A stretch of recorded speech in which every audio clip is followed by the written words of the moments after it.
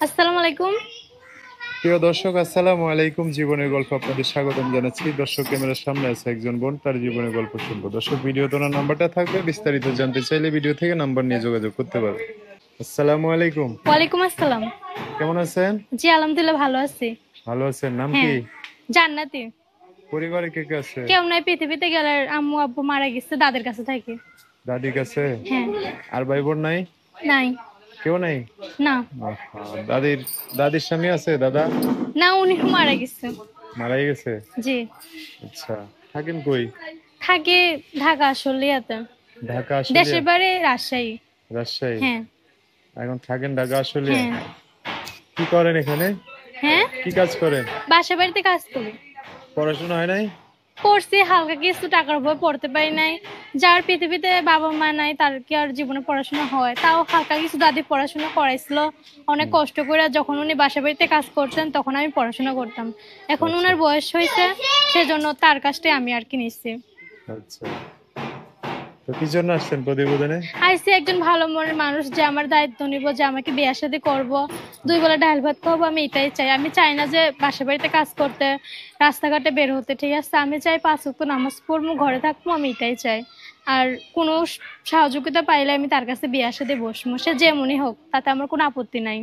আপনি তার তো বউ সুন্দর বাচ্চা মানুষ। থাকলেও সমস্যা নেই।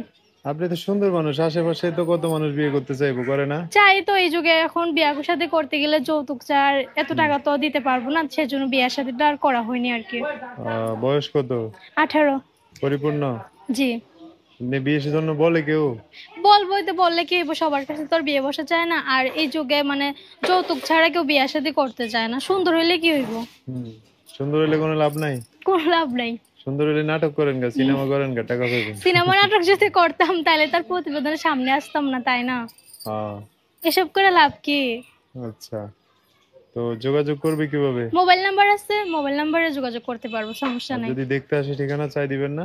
অবশ্যই দিমু। যদি ও, আমাকে বিয়ে শাদী করে আমার দায়িত্ব নেয় তাহলে সে আমার। আসলো আপনার দাদির সাথে দেখা করলো, হ্যাঁ। কথাবার্তা বললো, মিলে গেলে পরে নিয়ে হ্যাঁ, যাবে। ওইটাই তো।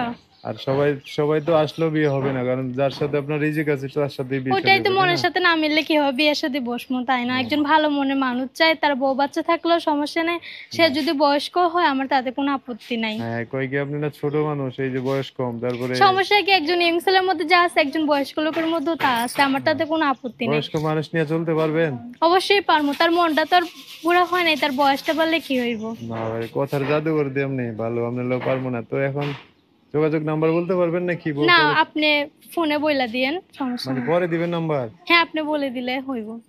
নাম্বারটা পরে দিলে আমি স্ক্রিনে বসাই দিতাম। হ্যাঁ, আপনি স্ক্রিনে বসাই দিয়েন পরে, এখন দর্শক, নাম্বারটা বলে আমার কাছে রাখি, নাই। জান্নাতির নাম্বার আমি আমাদেরকে পরে দিবে, আমরা যে কোনো ভাবে স্ক্রিন নিয়ে ওনার সাথে কন্ট্যাক্ট করে নিয়ে পরে আমরা স্ক্রিনে বসাই দেবো। আপনারা বিস্তারিত জানতে চাইলে ওই নাম্বারে যোগাযোগ করে সবকিছু জানতে পারবেন।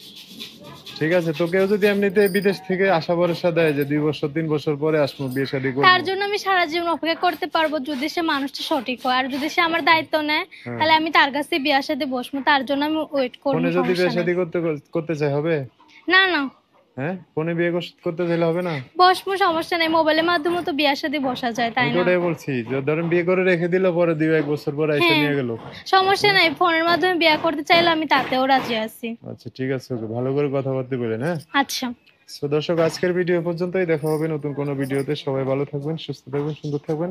আল্লাহ হাফেজ, আসসালামু আলাইকুম।